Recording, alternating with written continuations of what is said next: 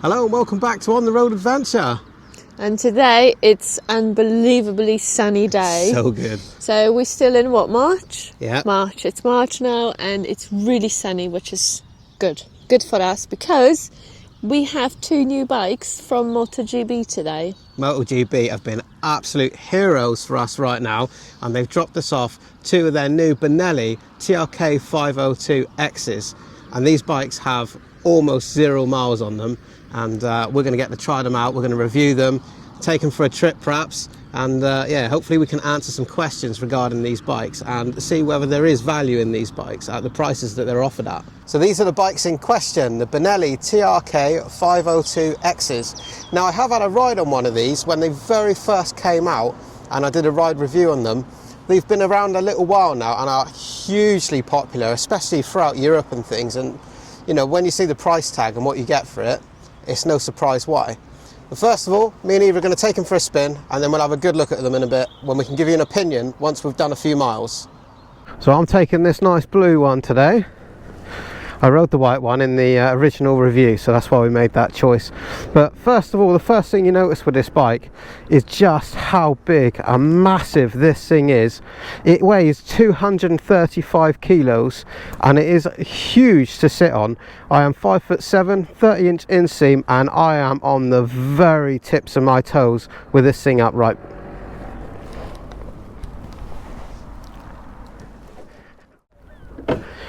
So the knack to this one is trying to make sure that you have one foot flat on the floor at all times, because there's absolutely no way I can get close to flat foot in both sides. So I would say if you are much shorter than I am at 5'7", this one may not be for you, but this is the 502X variant, so there is a smaller one, the 502, and that one is lower in height, so that one may be for you. Right, let's take them for a spin.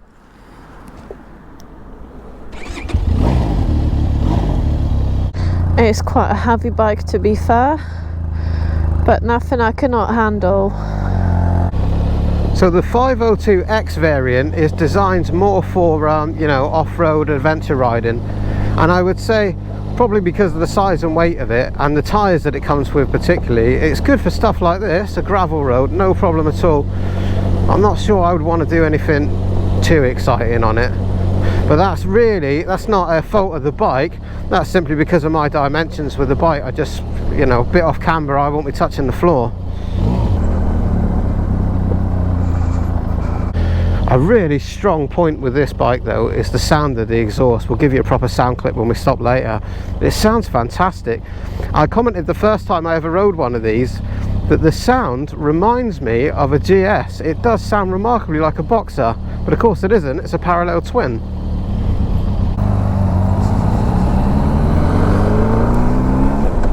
My first impression of the bike, it is quite comfortable. It is a bike I could take for a longer trip. It definitely, I feel good on it. I don't need to do any adjustments. Maybe a little bit to the handlebars, maybe. But other than that, I feel quite comfortable on it. That sounds a lot like a challenge to me. Can you take a bike a quarter of the price of the BMW GS I spoke of just now and tour in the same manner at a quarter of the price? I think we need to find out, Eva. So the Benelli 502 then is a A2 friendly bike, so it only carries about 47 horsepower, about 50 torques about something like that. But in the real world, it's enough power. We've ridden a lot of mid-sized bikes recently, and in fact it's one of the reasons we're actually deciding to get rid of our own 1100 Africa Twins, because they feel a little bit overkill and it's just not needed. I would be really interested to take this on a long trip and, you know, put in some motorway miles and really go somewhere and see, you know, is 47 horsepower really enough, or do you feel lacking perhaps when you're on the motorway at higher speeds? Well, we're going to find all that out, and I'd encourage you all, if you have any questions about this bike, drop it in the comments below and we will do our damnedest to answer those for you over the coming episodes, as we you know, we really review these from a bit of a longer term perspective as opposed to the usual, you know, half an hour 45-minute ride out. One good thing about any adventure bike is just how comfortable they are to ride. I mean, look at Eva, sat bolt upright, nice straight back. You find that comfortable? Yeah, it's quite good actually. It's something that I really appreciate about this style of bike, and I think that's one of the reasons what makes it so possible to do so many big miles on them. As with any new bike, when you get it, you've got to make a few adjustments to make the bike fit you. And me personally, I'd like to just move these handlebars back just a little bit. But other than that, the seat is big and padded and comfy. Loads of leg room. It's a nice bike to ride, this. I'm trying to be really careful starting and stopping because of the height of the bike. Yeah, you definitely need to be conscious, or we do anyway at our height, of making sure that you always stop with 1 foot down and 1 foot on the brake pedal. Without that, we'll be in trouble pretty quick.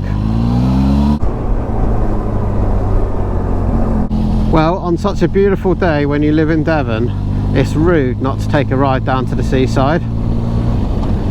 Always feels spoilt when you get a day like this coming down along the beach. The downside to that is everybody else in Devon also feels the same way, and so it may well be very busy. I've seen loads of bikes today, everyone's out. I don't blame them. Very nice too.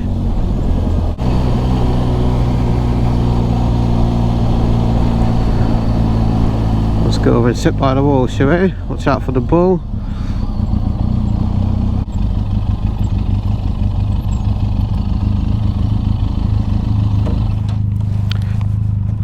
Look at that, ladies and gents. What a beautiful place to be.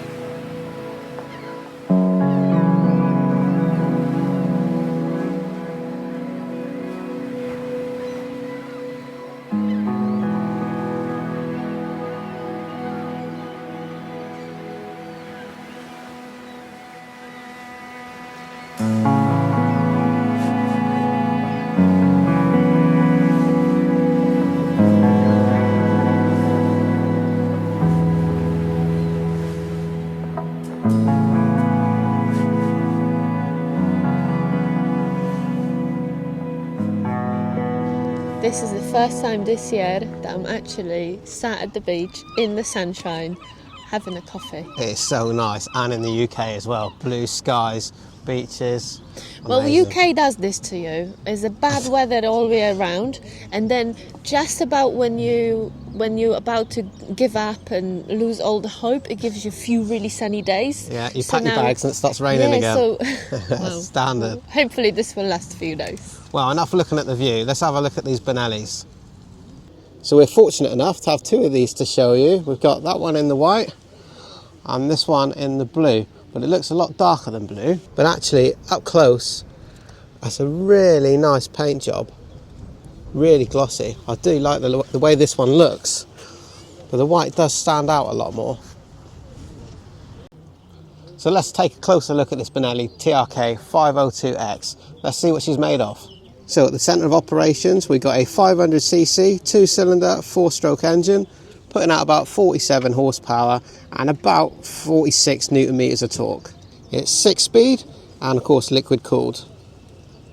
On the rear we've got 17-inch Metzeler Torrance tyres. These are spoked wheels and therefore tubed. We have 260mm single piston caliper ABS brakes.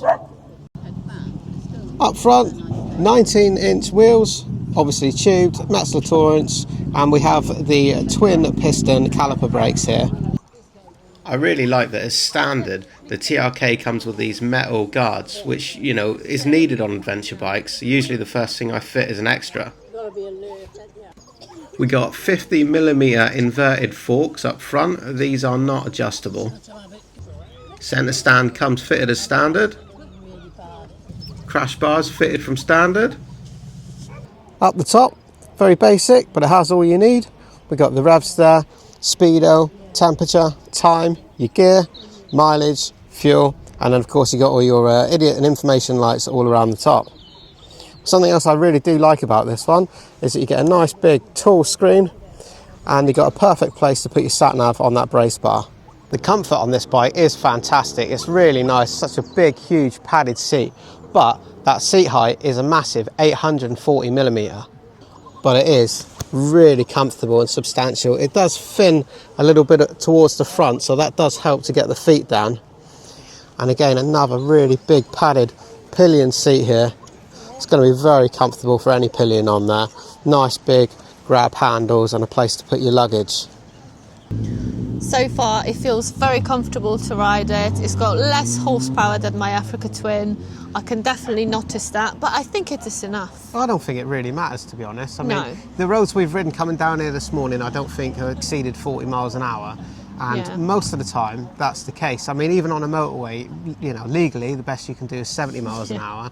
And I know from previous riding these on the review that they will do, and they will get up to, you know, above speeds, motorway yeah. speeds, we'll say, yeah. So, you know, from that point of view, I think it's ample. This is a great bike if you want to just get into the adventure game.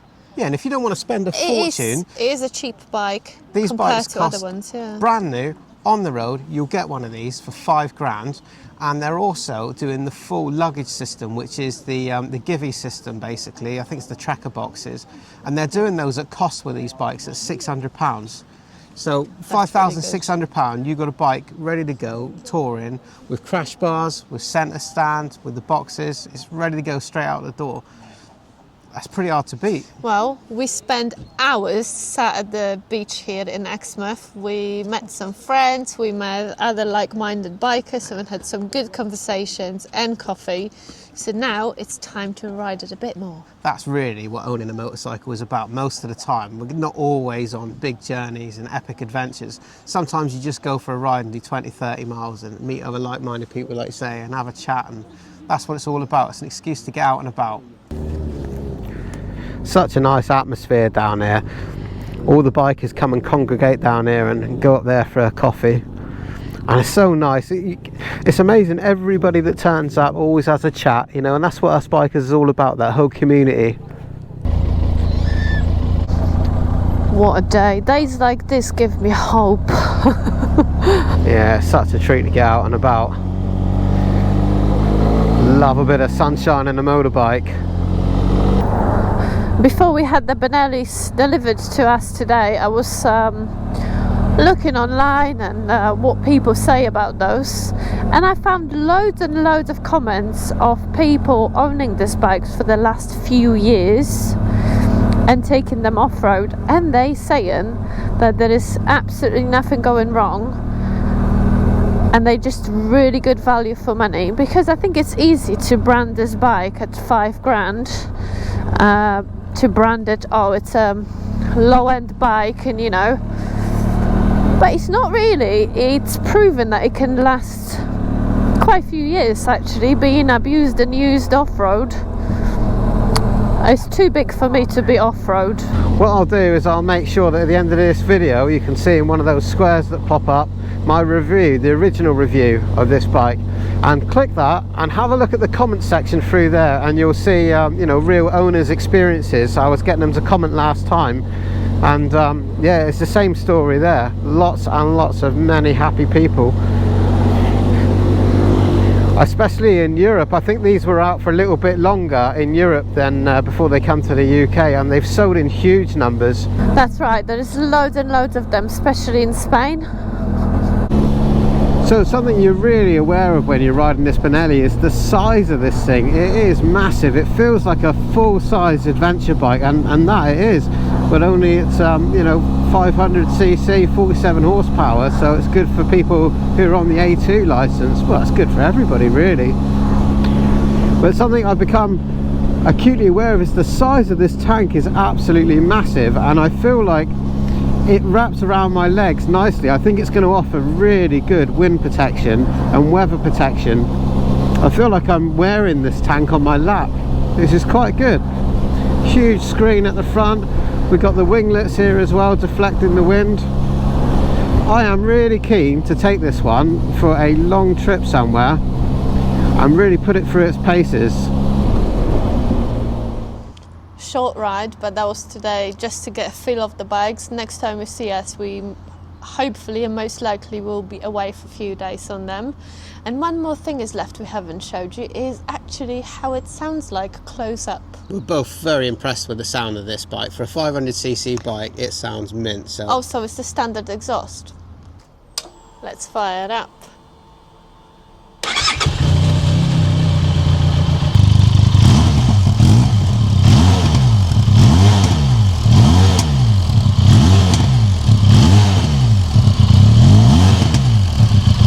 So on that fine beefy sounding note, we'll see you again on the next one. Love you, bye.